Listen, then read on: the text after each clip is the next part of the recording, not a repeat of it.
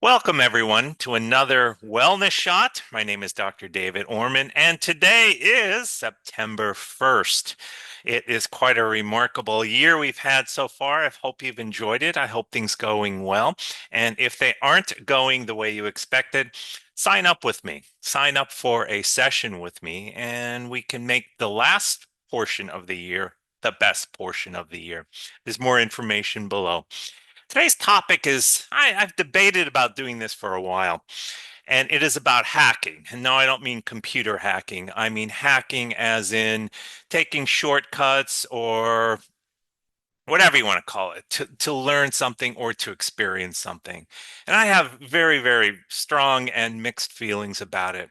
On the one hand, there are certain instances where it's quite valuable. For example, learning a language. There are more efficient ways of doing it than maybe the old way of maybe 20 or 30 years ago where you just memorize and then do vocabulary. There are, I wouldn't necessarily say shortcuts, but there are more efficient ways. You can look up, what is his name? Gabriel Weiner. He's one of my favorite people in terms of language learning, as well as Ollie Richards from the UK. Great information. They basically talk about storytelling as being one of the most effective ways.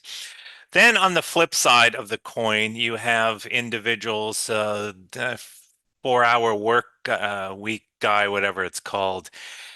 He found a way to, and I hesitate to use the word win, a kung fu tournament simply by a little obscure rule that allowed people to push your opponent outside the ring. And if they went outside the ring, you would win. I've also read that somebody, quote unquote, hacked a marathon where they didn't do any training, but every 5 miles they would take 2 aspirin.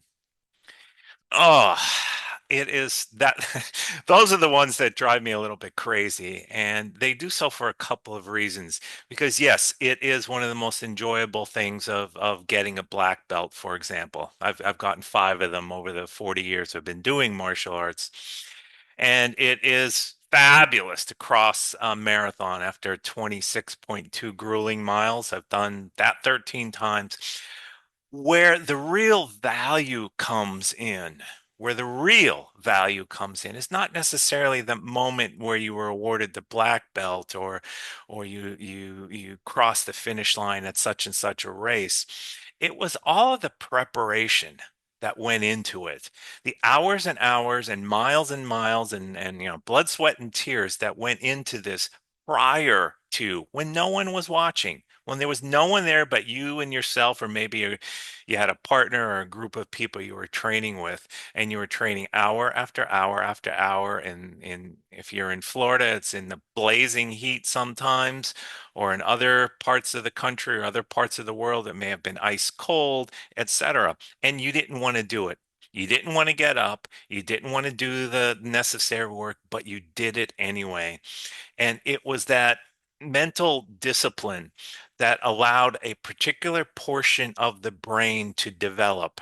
And when that particular portion develops, a person experiences higher levels of discipline, of real I'm stick to itness.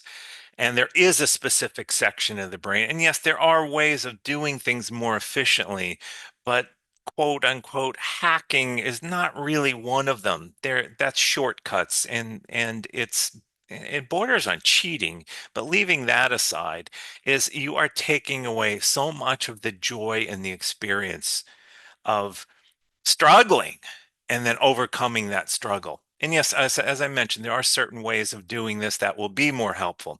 So, for example, there is a substance called lutein. Most people know lutein as the substance which helps vision, which of course it does, but it also strengthens that part of the brain which is associated with discipline.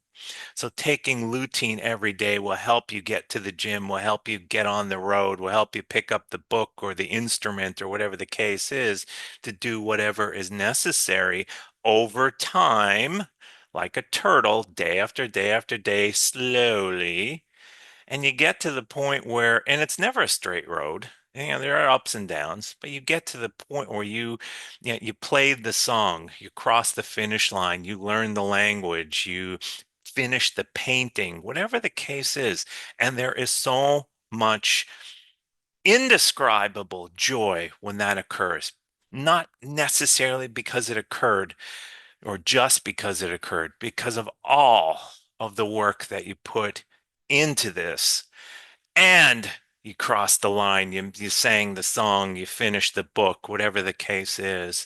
That's what really makes it the joyful thing. Don't take the shortcut. The greatest lessons I have learned in martial arts came during seminars, during classes, when no one was watching, but I was listening or I was observing other people.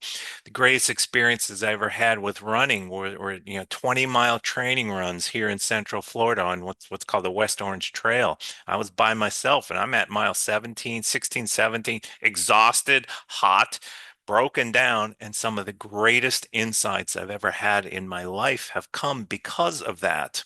And so when the marathon came, I was physically prepared, but I also had a mountain of experiences, good, bad, ugly, difficult, easy, insightful, traumatic, etc., that I was bringing along, that some of it I could leave on the side of the road, some of it I can bring with me, and I could collect new experiences along the way. And that is what has made marathon running better. That is what's made my life better. Do the necessary work. Don't take the shortcuts. You're worth every step, every note, every word, every anything. You've been listening to The Wellness Shot. My name is Dr. David Orman. I will see you next week.